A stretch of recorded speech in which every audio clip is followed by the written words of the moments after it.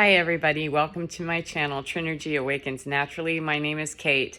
I went on a walk this morning on a path that was maybe 5 miles total.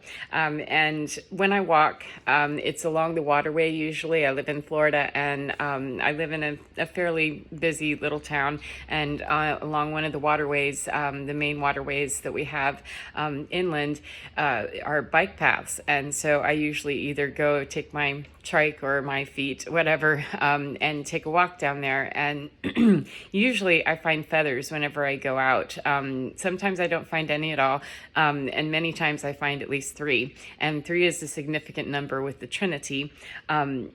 In terms of religion and spirituality, etc. I won't go into it. It's just, it's a significant number. And triangles are very powerful, 3 sides. So lots of things. I look for symbolism. I have autism and I'm a Gemini. So I'm very curious. I want to know about everything, and things need to make sense. And things need to have patterns that I can understand and identify, because I may not, with Asperger's, I may not be able to identify the pattern or understand the meaning that traditionally is taught, or the way that it would be taught. It's going to need to be symbolically understood by me in a different manner, or other people too. I just know for me that people will say, well, think of it this way. A mnemonic particularly, it's like, oh my gosh, sometimes I would have the worst time with them because it just didn't make sense. If it doesn't make sense to me, then it isn't going to be retained by me, more than likely. It has to make sense. And so symbology for me takes on a whole new angle when I understand that's my operating system and how I need to meet the need of how can I feed that thing, and not keep jamming and cramming information in with mnemonics that aren't working for me. What's a way that I can retain the information? And animal symbolism and patterning in general is a good way for me to do that. And sorry, get a little bit distracted. So feathers are, many believe they are having to do with the angelic realm, that they're messages sent by angels. I look at birds as angels because, they're beautiful, and they are part of the animal kingdom and the earth system. Then they have a reason to be here, and they're beautiful and they're glorious. I happen to like birds, so I'm going to be able to appreciate the notion that they're angelic, whether I was atheist or not, whether, it doesn't matter. They don't have to be called angels in order for me to appreciate their beauty. But when I went out today, the first one that I found was this one, and it's a black feather. It's probably a crow, I'm going to imagine. I don't know. I will tell you straight up that I'm not familiar with every feather and every bird that comes along. I get real into, symbology of things and interpret things metaphysically and symbolically and spiritually for myself without having to know every single, thing about the actual bird or the actual topic itself. I get what I need to arrive at the topic, and then go inside with what's the symbology of that's deeper within me. How does that resonate inside me? How does that feel inside me? So I generally am not going to quote something or put something out there without telling you that I'm not sure. So I'm going to tell you that just based on the fact that it's black, this is probably a crow.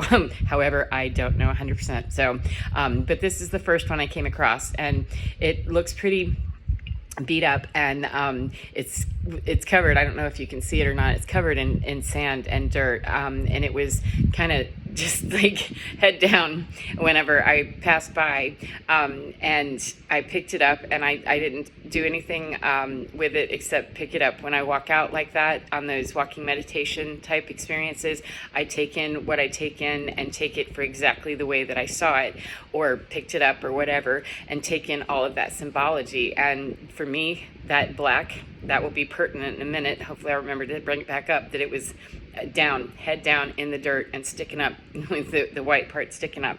Now, the next feather that I came across was this one, which is, I'm going to guess this is maybe a seagull or one of the water birds, one of the other water birds, not important.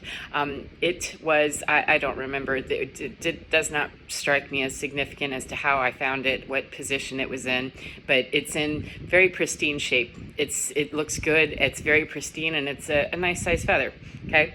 The last one I found, and I found them all within about, in an hour-long walk, I found them all within about 20 minutes of one another, which was quite interesting because I had a little bit of an anxiety attack on the trail at the end of the walk for the last 30 minutes of the walk. So the first 20 to 30 minutes was getting feathers, I guess the pre-brief for being able to handle the anxiety attack that was going to come. For the last 20 to 30 minutes, that's in a separate video. But anyway, this was the third one that I picked up, and I don't know for certain. I'm going to bet that this is a hawk feather. And again, I don't know each individual bird and identifying them, etc. I received this as it being hawk feather, whether it actually is or not, the energy that's associating itself with it and speaking to me is hawk energy. So that's how I'm taking that one. That, excuse me, that's how we'll take that in. And what's this mean, for me? What does this mean metaphysically, symbolically, spiritually? What's the patterning of this? What do I see? And how does that relate to me in my environment and what I'm seeing and how I'm feeling and, how I can go forward? When I started my walk this morning, I was feeling last couple of days kind of jammed up and crammed up with, some still blockages in different energetic spots in my body, and old wounding that just, clear it out. Let's go. Let's clear it out. I got other things I want to do besides, be crying and, be blocked and plugged up and what have you. So, I can't rush my own emotional process. However, I can certainly sit down, park, and get bogged down if I don't pay attention. And that's what I work very hard to not get stagnant anywhere. And where energy is feeling blocked and I'm feeling like it's not progressing, that's a stagnation for some reason, and it needs to be broken up, whatever it is, whether it's due to anxiety or, excuse me, I just have to sit down and cry a whole bunch, or I have to do some, shadow work, or I need to go do some shadow boxing, to release some experiences of anger, etc. I mean, whatever it is, if there's a stagnation of some kind and it's not flowing freely, it needs to be dealt with, and I could feel it just kind of, it's not moving, and so I got to walking, and as I said, this first one was the first one I came across, and I took this, if you look at the whole picture of the three of them, and, think about the number 3 and the Trinity in religion, spirituality. To me, this symbolizes, you have white and black, good, bad, positive, negative, and the blending. I don't know where you might be able to see that best.